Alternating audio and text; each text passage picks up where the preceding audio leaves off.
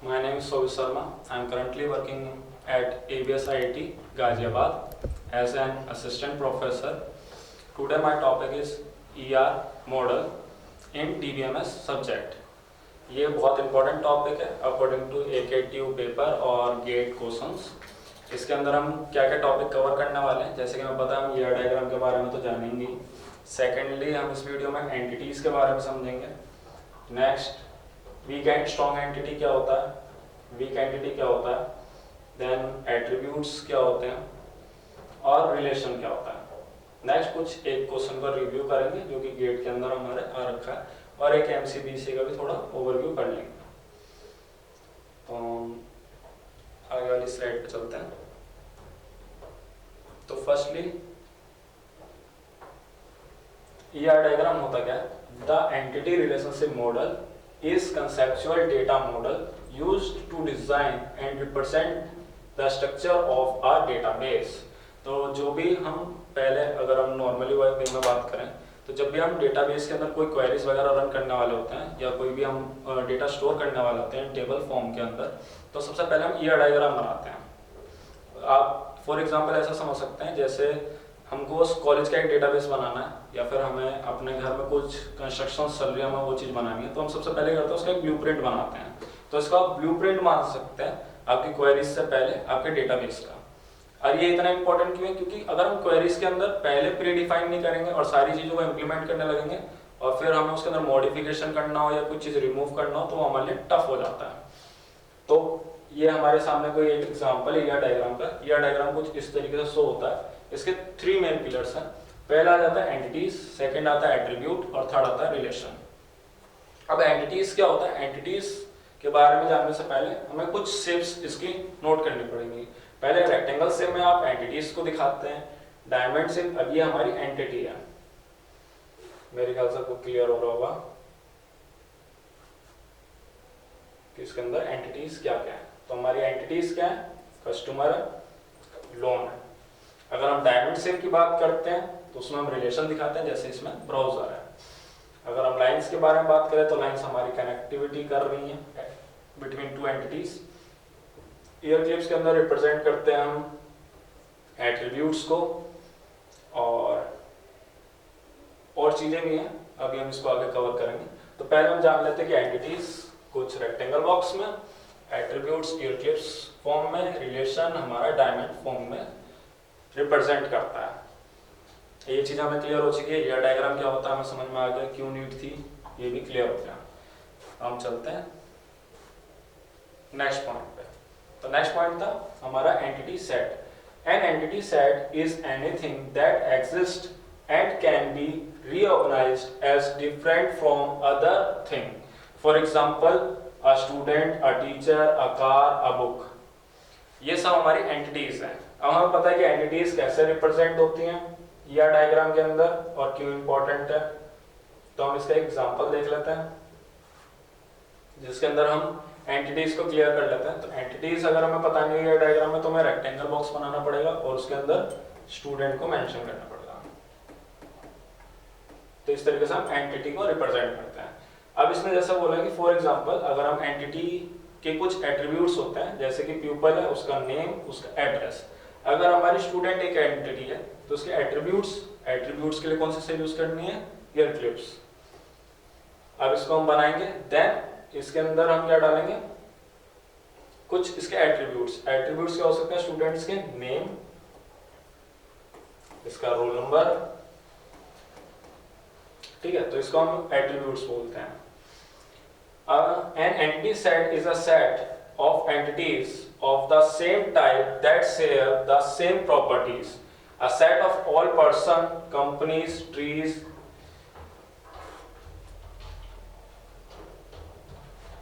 अगर एंटिटी पढ़ रहे हैं तो उसके अंदर एक इंपॉर्टेंट टॉपिक आता है कि वीक एंटिटी क्या होती है और स्ट्रॉन्ग एंटिटी क्या होती है। अब वीक एंटिटी और स्ट्रॉन्ग एंटिटी की जरूरत क्यों पड़ी? क्योंकि कुछ डेटाबेस के अंदर हमारी कुछ ऐसी एंटिटीज होती हैं जिनको हमें स्ट्रॉन्ग बनाना पड़ता है, जो हमारे लिए स्ट्रॉन्ग होती है। फॉर एग्जांपल अगर हम स्टूडेंट टेबल क्रिएट कर रहे हैं तो हमारे लिए वीक स्ट्रॉन्ग एंटिटी के अंदर स्टूडेंट आएगा, और अगर हम वीक एंटिटी की बात करें तो उसके अंदर पेरेंट्स डिटेल्स वो हमारे लिए वीक एंटिटी होगी, बट वो भी इंपॉर्टेंट है, इसलिए दोनों चीजों को कवर करना पड़ता है। तो अगर हम इसके अंदर देखें वीक एंटिटी और स्ट्रॉन्ग एंटिटी कैसे मेंशन करी जा सकती है, तो वीक एंटिटी जो होती है आपकी एक्चुअली में वो डिपेंड करती है आपकी स्ट्रॉन्ग एंटिटी पे। वीक एंटिटी हमेशा आपकी स्ट्रॉन्ग एंटिटी पे डिपेंड रहेगी। फॉर एग्जांपल एम्प्लॉयज और department, department depend on employees, तो ये एक इसका एग्जांपल है। अब इसको हम वन टू मैनी रिलेशनशिप भी बोल सकते हैं। सेकेंडली अगर हम बात करें weak entity can not exist alone, अगर स्ट्रॉन्ग एंटिटी आपकी या डायग्राम में नहीं है तो आपकी वीक एंटिटी भी नहीं आएगी। तो हमने एग्जांपल देख लिया, वीक एंटिटी हमें पता है, स्ट्रॉन्ग एंटिटी तो हम यूज ही कर रहे हैं। अब चलते हैं नेक्स्ट स्लाइड पे। तो इसके अंदर कुछ एक एग्जांपल है वीक और स्ट्रॉन्ग का यूजिंग अ ईआर डायग्राम। जैसा हमने बात करी थी, इसके अंदर एग्जांपल है लोन का, और लोन हमारी क्या रिप्रेजेंट कर रहा है, स्ट्रॉन्ग एंटिटी, क्योंकि स्ट्रॉन्ग एंटिटी क्योंकि रेक्टेंगल बॉक्स के अंदर हमें शो हो रहा है। देन हमारा जो पेमेंट है वो डबल रेक्टेंगल बॉक्स के अंदर आ रहा है, तो हमारी क्या वीक एंटिटी। अब इसको समझने की कोशिश करते हैं। सपोज हम लोन की टेबल क्रिएट कर रहे हैं, डेटा क्रिएट कर रहे हैं, तो हमारे लिए इंपॉर्टेंट क्या है कि यूजर किस तरीके से पेमेंट कर रहा है, नहीं, हमारे लिए इंपॉर्टेंट है कि उसने कितने अमाउंट का लोन लिया है और उसके लोन नंबर क्या है ना। तो और स्ट्रॉन्ग एंटिटी क्या होगी हमारे लिए, लोन, बट हमारे लिए वीक एंटिटी, बट डेटाबेस के अंदर वो भी मेंशन होगी क्योंकि वो पेमेंट तो कर ही रहा है, तो वो भी डेटा हमारे लिए इंपॉर्टेंट है, बट वो हमारे लिए क्या होगी, weak entity. Clear. Next attributes, second pillar के बारे में बात कर रहे हैं। एट्रीब्यूट्स क्या होता है, N attribute has same property is called attribute. An entity has same कुछ प्रॉपर्टीज होती हैं, सम प्रॉपर्टीज, उसे हम एट्रीब्यूट्स बोलते हैं। जैसे अभी हमने एग्जांपल पढ़ा था कि हम एक स्टूडेंट का डेटा क्रिएट कर रहे थे, तो ये हमारी स्ट्रॉन्ग एंटिटी है। तो इसके एट्रीब्यूट्स अगर हम माने तो हमारा नेम और रोल नंबर, ये हमारे एट्रीब्यूट्स हैं। बट एट्रीब्यूट्स के ना बहुत सारे टाइप्स होते हैं, हमें इसमें भी डिफरेंशिएट करना पड़ता है कि कौन सा एट्रीब्यूट किस तरीके से रिप्रेजेंट कर रहा है। तो कुछ टाइप्स हैं, एक है आपका सिंपल एंड कंपोजिट एट्रीब्यूट।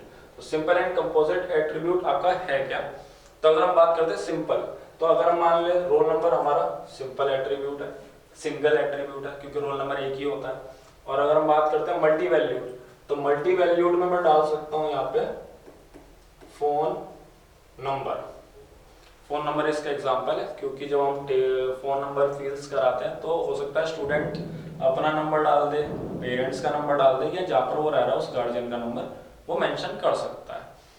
तो ये हमारा मल्टी वैल्यूड एट्रीब्यूट होता है। नेक्स्ट आता है ड्राइव्ड एट्रीब्यूट। ड्राइव्ड एट्रीब्यूट एक स्टूडेंट का एज, इसमें लिखा भी है ड्राइव्ड एट्रीब्यूट के बारे में, क्योंकि एज किस पे डिपेंड है, डेट ऑफ बर्थ पे।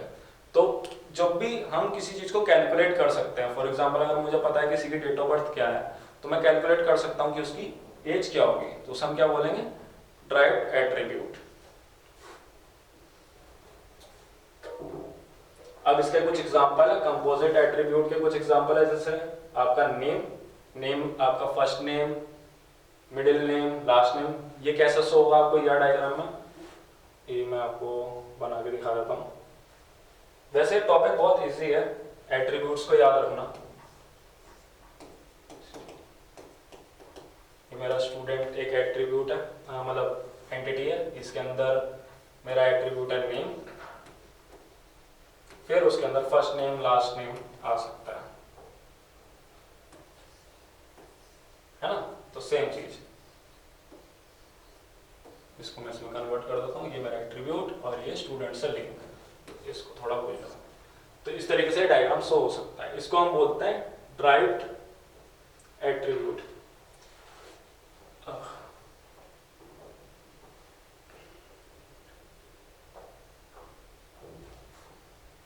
कंपोजिट पढ़ रहे थे ना, हाँ, तो कंपोजिट एट्रीब्यूट हो गया हमारा। तो कंपोजिट एट्रीब्यूट का एग्जांपल ही क्लियर हो गया। नेक्स्ट हम इसको भी कंपोजिट एट्रीब्यूट बोल सकते हैं कि उसका एड्रेस है, वो कहाँ पे, स्ट्रीट पे, स्टेट क्या है और उसका कोड क्या है। तो इसको भी हम कनेक्ट कर देते हैं स्टूडेंट से, ये एम्प्लॉय से भी कनेक्ट कर सकते हो। अभी हम स्टूडेंट पे ज़्यादा एग्जाम्पल शो कर रहे हैं, तो ये सब कंपोजिट के एग्जाम्पल है। नेक्स्ट इसके अंदर आता है आपका स्ट्रॉन्ग एंड ड्राइव्ड। तो अगर हम स्ट्रॉन्ग के बारे में बात करते हैं तो स्ट्रॉन्ग हमारा हो सकता है एट्रीब्यूट एज। तो अभी कंपोजिट के बारे में बात होगी। नेक्स्ट हमारा स्ट्रॉन्ग एट्रीब्यूट। तो स्ट्रॉन्ग एट्रीब्यूट के बारे में अगर हम बात करते हैं तो वो हमारा है एज। और अगर हम उसमें ड्राइव्ड एट्रीब्यूट के बारे में बात करें तो हमारा ड्राइव्ड एट्रीब्यूट हो सकता है, स्ट्रॉन्ग हो गया, ड्राइव्ड को मेंशन कर सकते हैं इससे।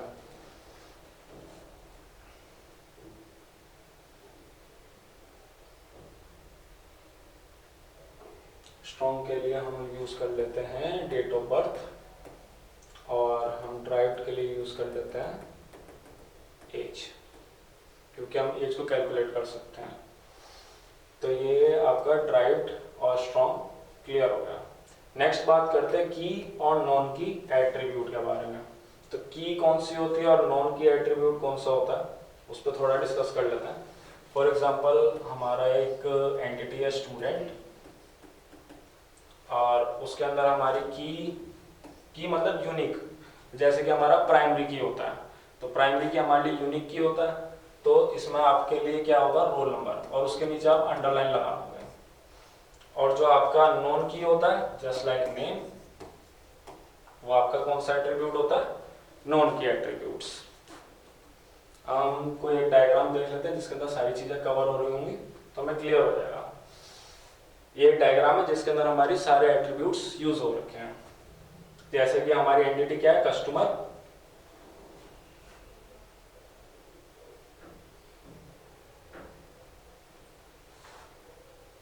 जैसे हमारी एंटिटी है कस्टमर और उसके एट्रीब्यूट्स बहुत सारे हैं। अब ये एट्रीब्यूट क्या है, ये हमारा की एट्रीब्यूट्स है, कस्टमर आईडी।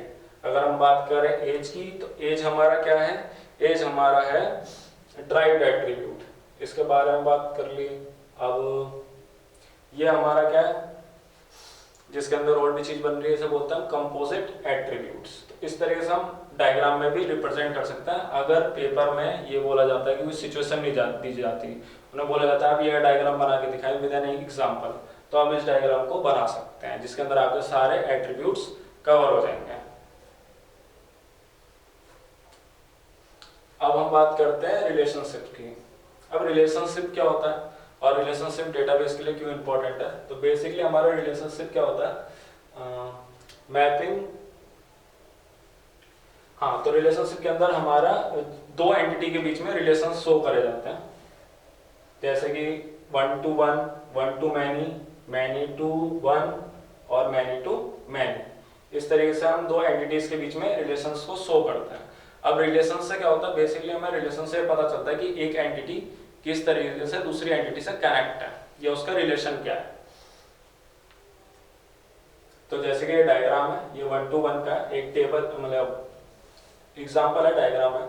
अगर एक टेबल है, उसके अंदर कोई हमारे एट्रीब्यूट्स है, वो एक दूसरे से 1 to 1 का रिलेशन बना रहे हैं। ये डायग्राम है आपका 1 to many का, जिसमें एक टेबल, एक पर्सन दो चीजों से कनेक्टेड है। अच्छा, इसके कुछ एग्जाम्पल भी हो सकते हैं अगर आप चाहें तो। अगर हम बात करते हैं 1 to 1 की, तो ऐसी कौन सी टेबल हो सकती है, फॉर एग्जाम्पल हो सकता है इसका आपका कस्टमर एंड लोन, तो 1 to 1 रिलेशन है। इसके बाद अगर हम बात करते हैं, या फिर एक और एग्जांपल ले सकते हैं इसके लिए, कस्टमर पासपोर्ट, तो पासपोर्ट एक ही, पासपोर्ट जो होता है वो एक ही कस्टमर को मिलेगा, दूसरे को पासपोर्ट नहीं मिलेगा, तो 1 to 1 का एग्जांपल हो गया। ऐसी टेबल के लिए हम यूज कर सकते हैं कौन सा रिलेशन, 1 to 1। तो ये डायग्राम में कुछ इस तरीके से शो होता है।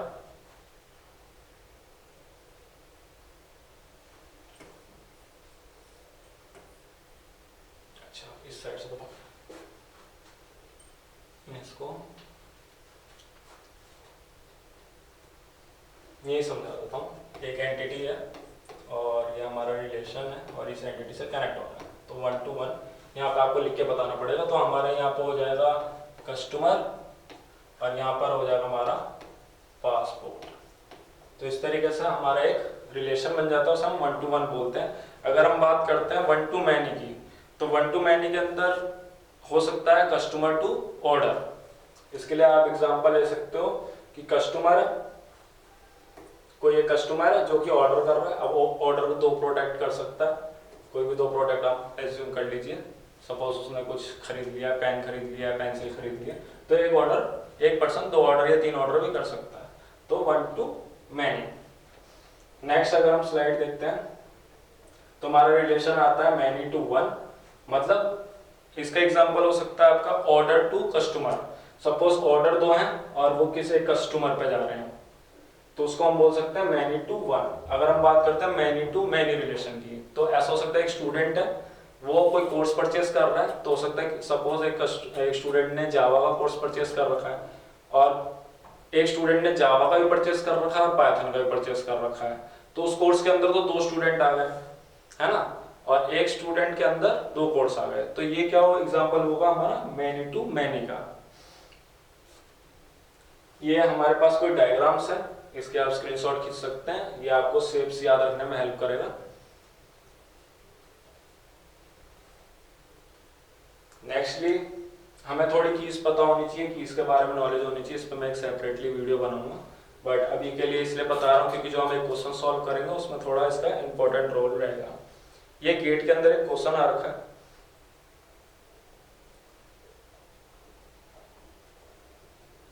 इस क्वेश्चन में पूछा गया बेसिकली एक डायग्राम दे रखा है, यह डायग्राम। इस क्वेश्चन के अंदर इतना पूछा गया है कि कितनी टेबल्स क्रिएट हो सकती हैं, क्या हम कंप्रेस कर सकते हैं टेबल को, तो क्योंकि अब हमें एट्रीब्यूट्स पता है, एंटिटीज पता है और रिलेशन हमें पता चल गया है, तो अब हमें पता लगाना है कि इसमें कितने टेबल्स क्रिएट हो सकते हैं।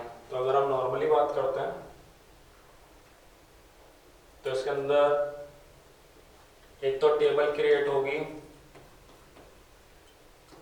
E1, सेकंड E2, रिलेशन की R1 और R2, 4 टेबल। अब इस डायग्राम को ध्यान से देखते हैं। हमारी जो टेबल्स हैं इसमें रिलेशन है 1 to many है, many to many है। अगर हम ध्यान से देखें तो अगर ये टेबल इस टेबल से लिंक है, मतलब एक टेबल है जिसके अंदर एक इसका एट्रीब्यूट है A, तो A इसके लिए प्राइमरी की है। प्राइमरी की वो की होती है जो हमारी टेबल में यूनिक होती है, जैसे हम रिप्रेजेंट भी करते हैं ना, इस तरीके से।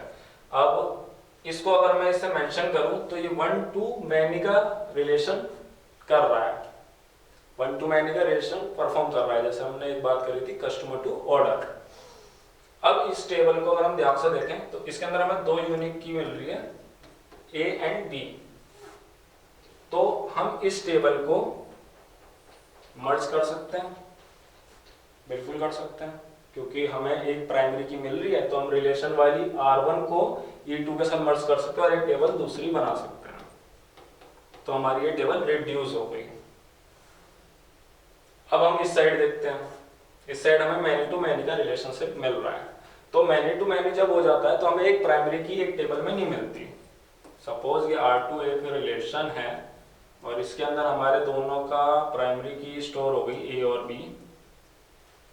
अब दोनों में रिपीटेशन हो रही है, C1 C2 C1 C2 C1 के अंदर C2 C2 के अंदर C2, अब रिपीटेशन आ रही है। अगर रिपीटेशन दोनों साइड आ रही है तो आप चूज ही नहीं कर सकते एक प्राइमरी की को, तो अगर आप एक प्राइमरी की को चूज नहीं कर सकते दैट मीन्स ये हम मर्ज नहीं कर सकते हैं। अगर हम मर्ज नहीं कर सकते तो हम इसको तो नहीं रिमूव कर सकते, तो इसका आंसर होगा आपका 3। Thanks for watching.